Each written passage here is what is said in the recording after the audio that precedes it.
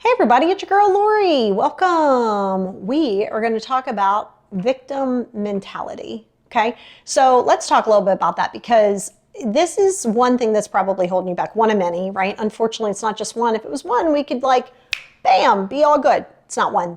So a victim mentality is living in your present circumstances, right? Like blaming somebody for your present circumstances, which of course you could be like, well, if this person hadn't done this, I wouldn't be here. Okay, we know the reason.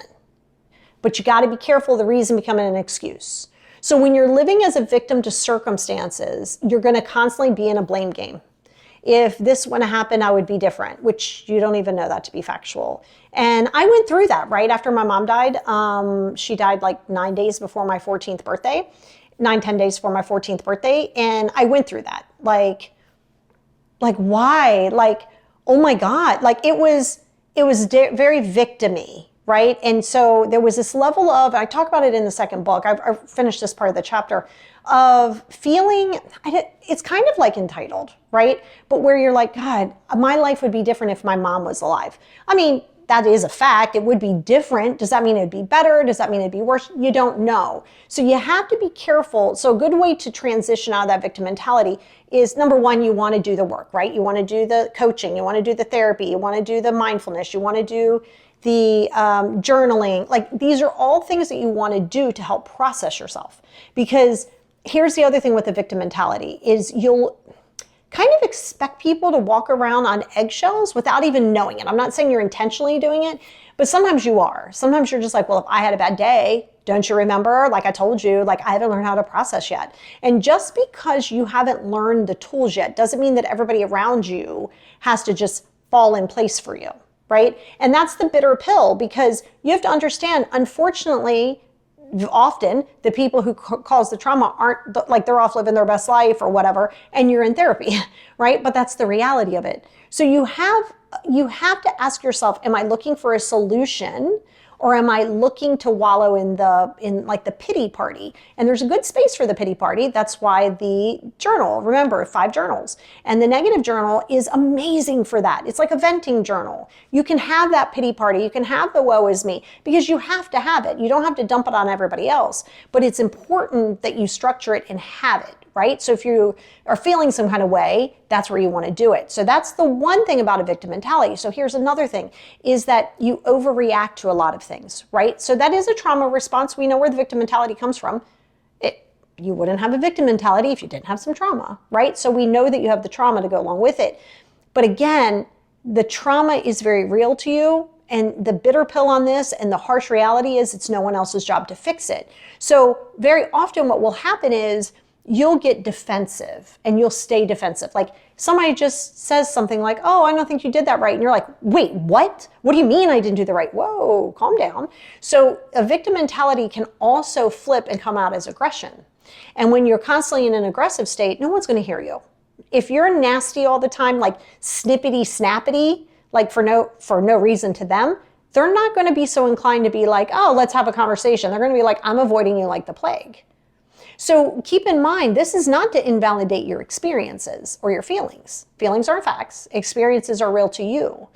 And you're allowed that. That's why you process it. That's why you journal. That's why you have coaching. That's why you do those things. That's why you have the podcast. That's why you're listening right now, right? Because you want to feel better. But to feel better, you have to release the feeling of being a victim.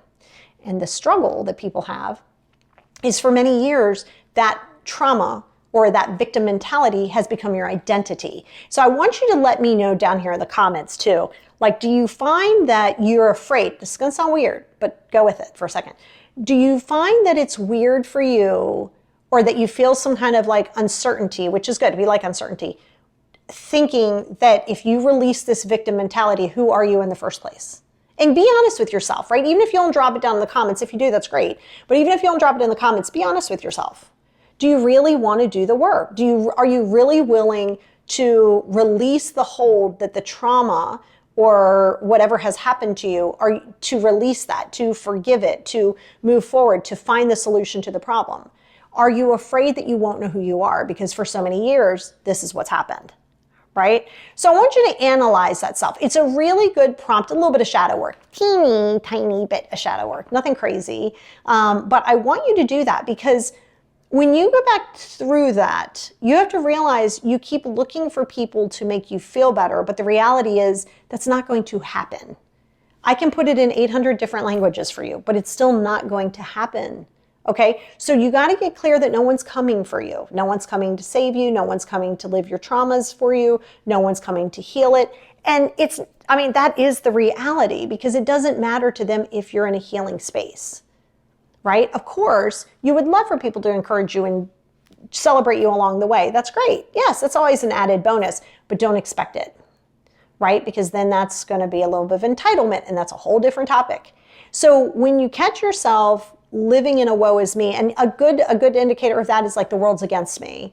Nothing ever good is going to come from this. Like, you know what I mean? Like that negative hardcore, which again, you're allowed. You are allowed that, but in your journal so you can process it. You're not allowed to live there. So that's it on victim mentality. There's no growth there. You know what I'm saying? It just isn't, because you live in this merry-go-round and you keep traumatizing yourself over and over again. So the situation or person who traumatized you once or a few times, you're now picking that up, you're taking that baton, and you're doing that on a regular basis. So don't do that. Don't do that. You deserve far better. Grab your journals, journal on it. I love you. Let me know down here what your identity would be without your trauma.